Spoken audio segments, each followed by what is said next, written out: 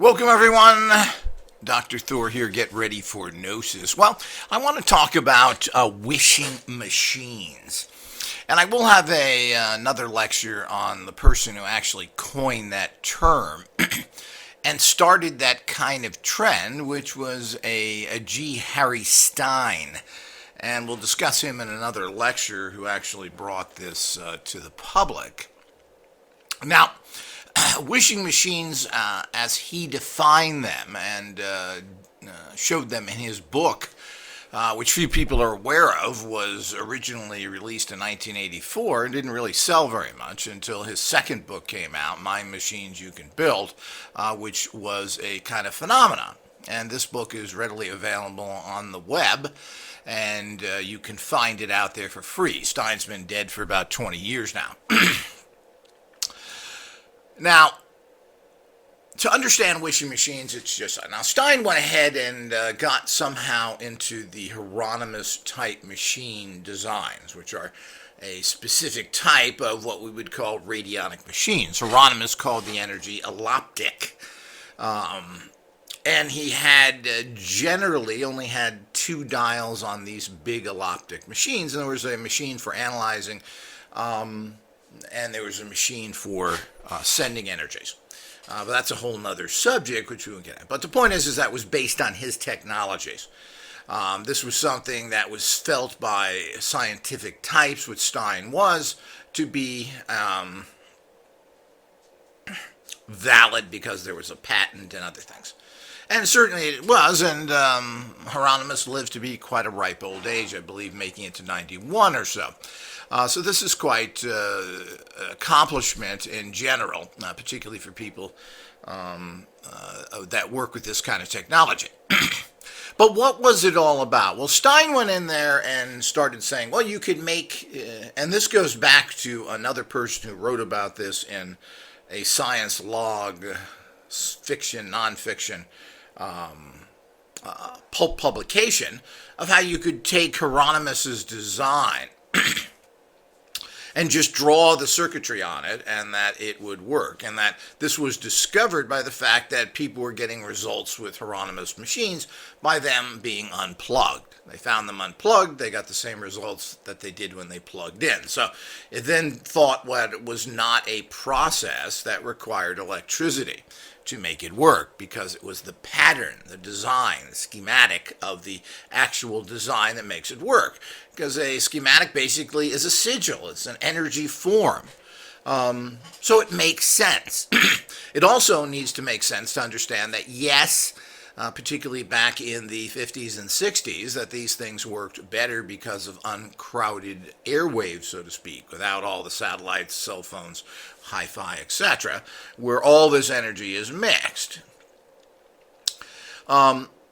And of course, this was not very well researched, but it does make sense on everything, and people have been using symbolic designs, which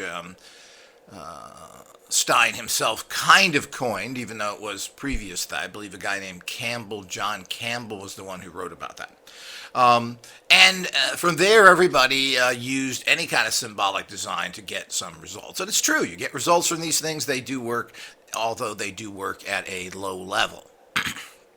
But there's something that makes a wishing machine or wish machine. And he coined that term. He called it a wish machine, G. Harry Stein.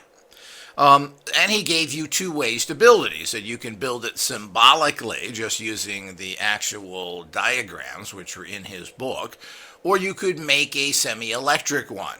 And the bottom line is that these were, and you could power it through that. And he gave you an actual design of how to make an electric wishing machine, which was a very simple design. I mean, really, his design, and even to a certain extent, his design for a person who was involved in this area, it was a shorted out circuit. You had to be careful there to understand what he really meant.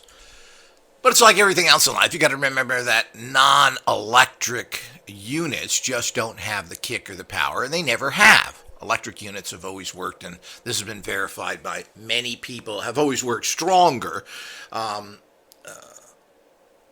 has been verified by many people, and why most radionics units ultimately became electrical powered. On the other hand, a lot weren't. And Ruth Drown was big into the famous chiropractor from Los Angeles, was famous in using non-electric, just the patterns.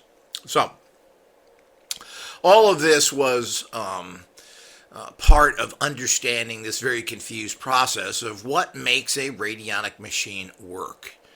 The patterns, the electricity, etc. Nobody's really looked into this. Now, Hieronymus had his own designs, and he kept changing it.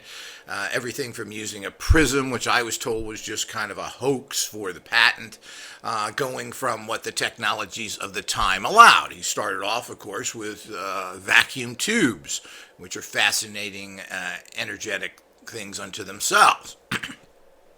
They're kind of little machines unto themselves. He moved into then using other technologies as they became available, I think falsely, and then using a certain amount of germanium, which is a mineral, resistors and other things and so forth. So again, that's another discussion. But basically, that's what this was all about. It was all about the fact that you had this basic electrical design and the symbolic design where you're just showing the circuitry.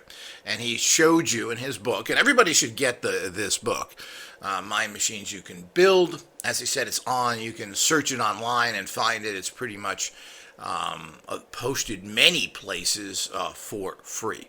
Of course, if you are an All Access and Patreon member, you can find the link to that there on our website of where it has been posted.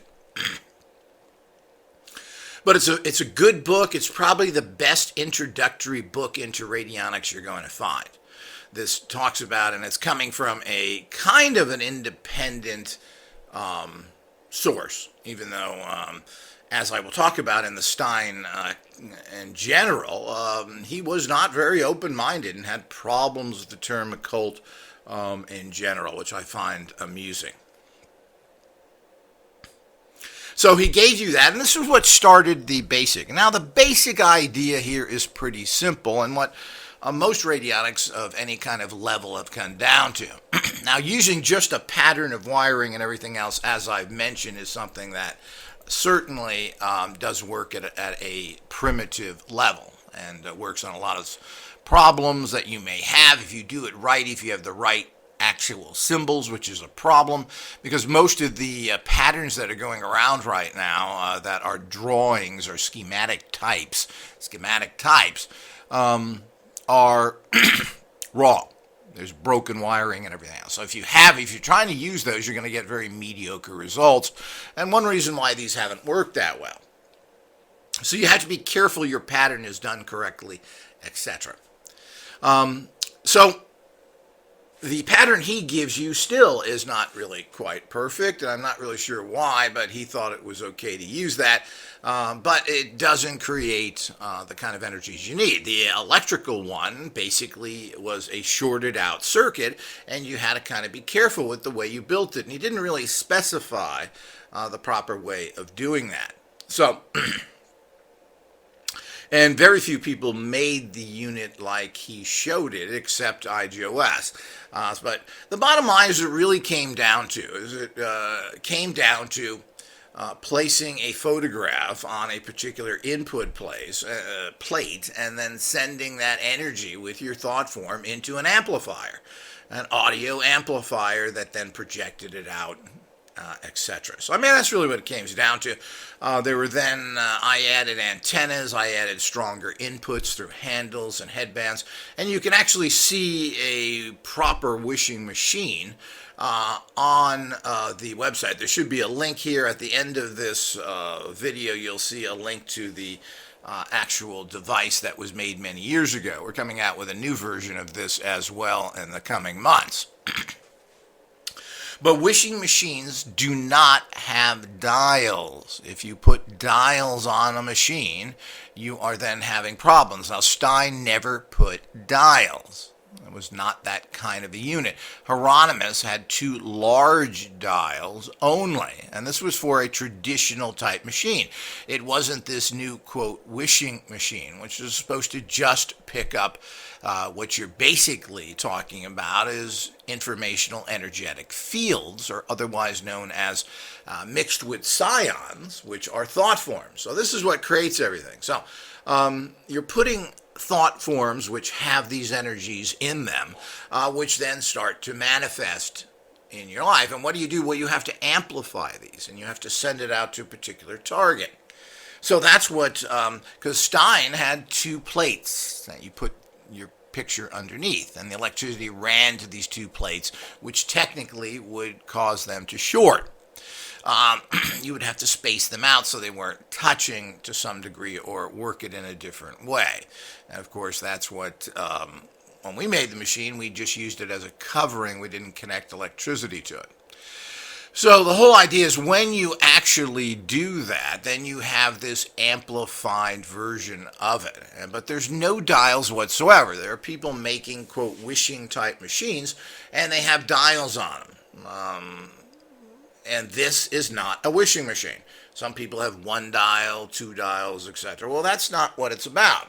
And tuning in 1 dial like that isn't really going to make much difference. Now, I've seen them down to 1 dial, made by some people out of Britain. Apparently, also there's an orgone machine they call a wishing machine. I believe it has 3 dials. Well, these are not wishing machines, and you don't need to dial something in. It's strictly a thought form, which is what dials pretty much boil down to anyway. They boil down to this, there's no energy being created by turning a dial per se. You're tuning in a higher level frequency, which is not measurable by typical meters that we have today. It's not of Hertzian nature. Hertzian fields do not create matter.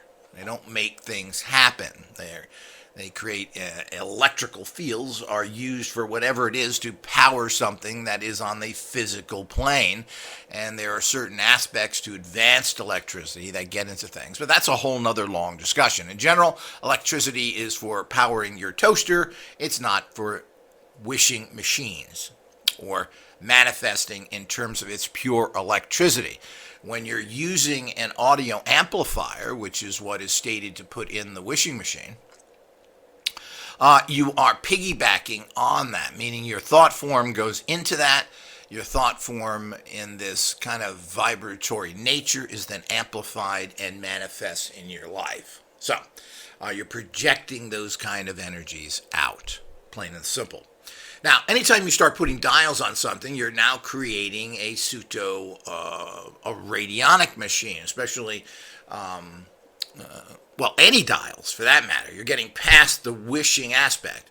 Now, Stein went ahead and did research. He cured supposedly his daughter of acne and other situations by just using this machine and putting her photo there and sending the energy into it based on his understanding of science, which was pretty primitive. But that was it. There is no dials on anything. So if anybody who states they're making a wishing machine is nonsense. This is a famous problem done by one of the biggest hucksters out there, which is Josh Warren, who copied my 30-year-old 9-dial unit and then tells people it's a wishing machine. Now, he's doing that to use the terminology. What you're doing is a radionic machine, but he wanted to make it sound like it was fun and easy. And then dialing in 9 dials and then using reverse rates and everything else. Well, this is a standard radionic procedure. Now, radionic machines and that machine was produced before there were wishing machines. Many years before that. Wishing machines came out in about 1994 or so. I'll need to check that when that book was originally published, My Machines You Can Build.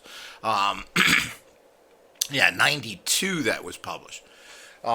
So this was pre that, and it doesn't matter, it was not a wishing machine. Once this book came out and caught, everybody started making some wishing machines, and as I said, you can see what one looks like in a good review of it. At the end of this video, you'll see a link to it. So with that is a simple. So if anybody's doing that, they're doing it wrong. It is important to have amplification of electronic to break through strong. And the problem is, problems are very strong right now. So these basically symbolic units, as he said, don't have the kick to take care of serious problems. They do help in day-to-day life, etc. And if you use the proper rates with them and everything else, you've got an okay machine. But if you want a really good machine, you need to have it amplified, plain and simple. So that's something we need to deal with. So the problem is when we get people that use this incorrectly and don't know their how to make anything properly. They don't know what a wishing machine is. They call it that. All of this starts out to be an idiot's understanding of what's going on. You're dealing with people that don't know what they're talking about. And of course, one of them, of course, is Warren and his associate, so-called Dr. Moldar. So these people don't know what they're doing. They're building very primitive junk technology. It doesn't work well. The fact is that it's just, really, you don't need their $200 machines and more. What you can really do is just use a pattern because it's not any stronger than that. So just print yourself off a pattern that you can get out of Stein's book, and you're going to get better results than with these machines that are put together at an imbecilic level by a person that doesn't even know how to drill holes. So this is the problem and has no technical background whatsoever. All these people are mixed up with the same untechnical, uneducated people that are connected either directly or indirectly, it's alleged, to Satanism. Carlos Casamado. These kind of people who don't know a resistor from a capacitor and never have and never will. So, who got all his designs out of comic books. So it's one of those things that is pretty pathetic. And just by the fact that somebody's stating that, you should know what that is. Now, wishing machines are meant to be simple, meant to be powerful thought form generators, and that's it. Anything past that, you're getting into some pretty bad territory. Wishing machines are plain and simple, outlined in that book, and you should read it and understand what it is. So it's just as simple as that. Don't get taken in by this nonsense and understand that these kind of tinker toy trash don't work well. They're not done right. They're using wrong stuff. They use wrong wiring. They use all the cheapest components possible, which make these already weak machines weaker. And they're just nothing more than copies. To copy a 30-year-old 9-dial that I produced 30 years ago and copy that, and you'll see in Warren's ad that the machine is actually featured off to the left. Well, that's the machine IGOS built. And even our 30-year-old machines are better than their modern ones. So that should say a lot of who knows what's going on and who's qualified. And there's very few people out there that are qualified in this field because there isn't anyone except IGOS that teaches you how to make these, how to do it correctly. Now, none of these con artists, fools, and thieves, all connected to organized crime, have ever spent any time studying anything. There aren't even any books that tell you that. Where did they learn? Well, they can't learn, they know nothing. And there are no one teaching this out there but IGOS in our Institute of Technology. So you need to wake up and just don't waste your money. There's lots of ways to get inexpensive things that'll do what this does without having to get into that, nor spending the time dialing. And the amusing thing is that apparently they don't even have dial numbers on the dial. You don't know what number is for what. And apparently, old Moldar claims that he built his units for blind people. It's unbelievable. So when you get into this kind of stuff, and you're also taking on their very satanic energies, being hooked up with Charles Cosamato, E.O. Kinetti, the famous Satanist, and all the other people that are out there that are doing all these very negative practices that this guy is doing. And then he puts on these goofballs that think they know something, who are all talking about Jesus while attacking others and working with people who are alleged Satanists. It's unbelievable. So the point is, when you get tied into these people, you're making major mistakes. But know your technology. It's very important on who you buy from. These are consciousness machines. And these people are the dregs of society that are exploiting you. And the problem is they know nothing about anything technological. They're nothing but copycat, imbecilic fools who are basically Satanists. And this is a real problem with the industry in general, because that's who they are. And then they fake their little things and deal with, of course, the criminal elements, which, of course, is linked to all these churches and the military and everything else. It's kind of amusing, the little gang that he has together that wants to preach how wonderful they are when they're working with a whole cabal of people who are directly or indirectly connected to Satanists. So this has been alleged by many people. It's provable. E.O. Kinetti came out and stated that Carl Wells is his mentor. E.O. Kinetti, the most famous Satanist, and that he didn't come out of my mouth, it came out of his.